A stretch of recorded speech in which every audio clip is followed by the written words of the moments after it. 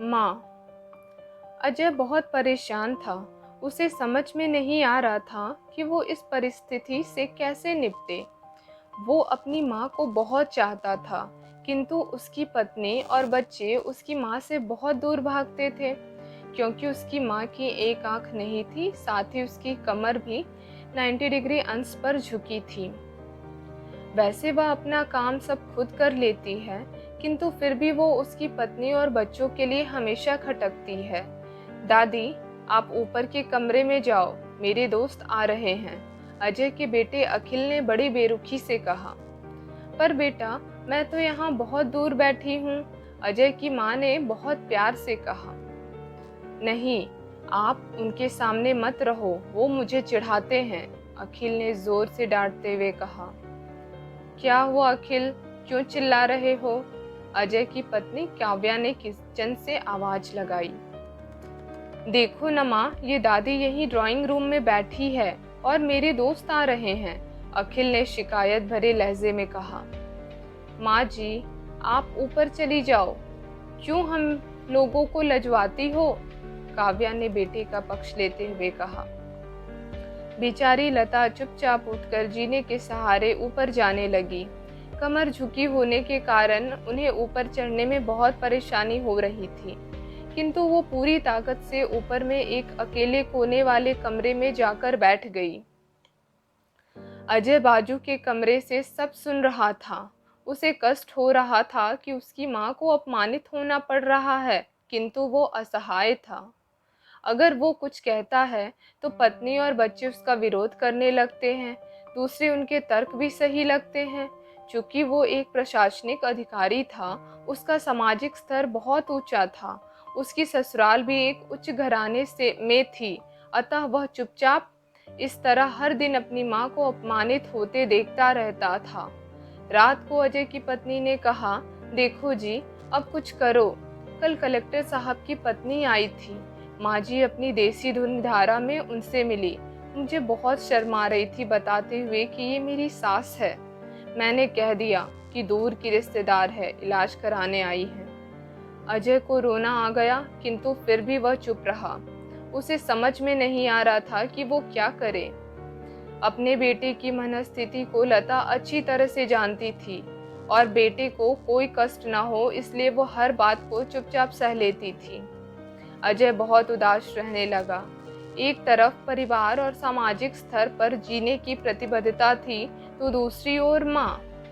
आखिर माँ से अपने बेटे की यह हालत नहीं देखी गई। एक दिन उसने अपने बेटे से कहा, अजय, बहुत दिन हो गए, मैं अपने गांव जाना चाहती हूँ, मुझे वहां पहुंचा दो, मेरा यहाँ मन नहीं लग रहा। किंतु माँ, वहां तो कोई नहीं है, तुम्हारी देखभाल कौन करेगा?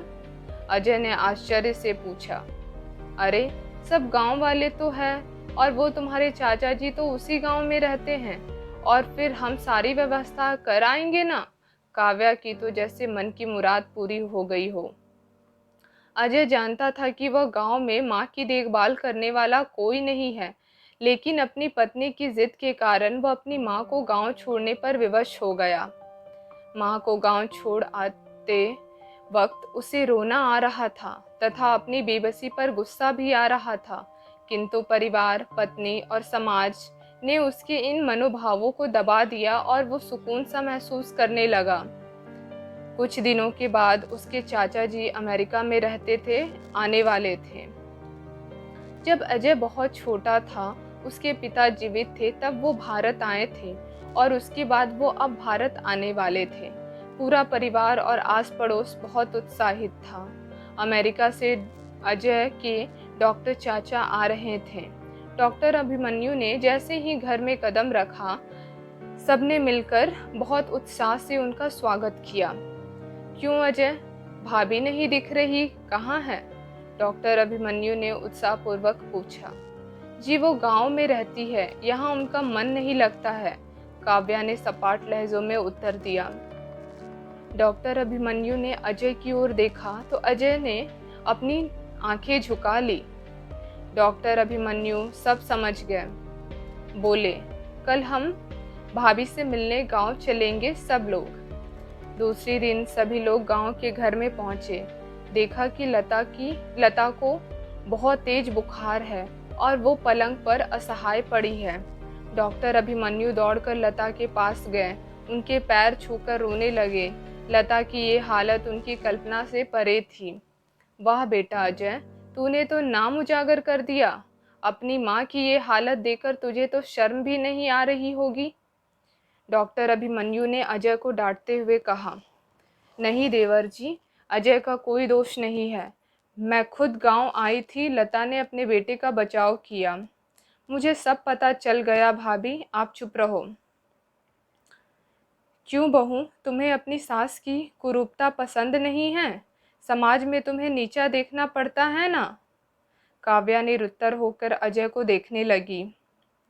आज तुम जिस सामाजिक स्तर पर हो वो इन्हीं की संघर्षों की देन है। और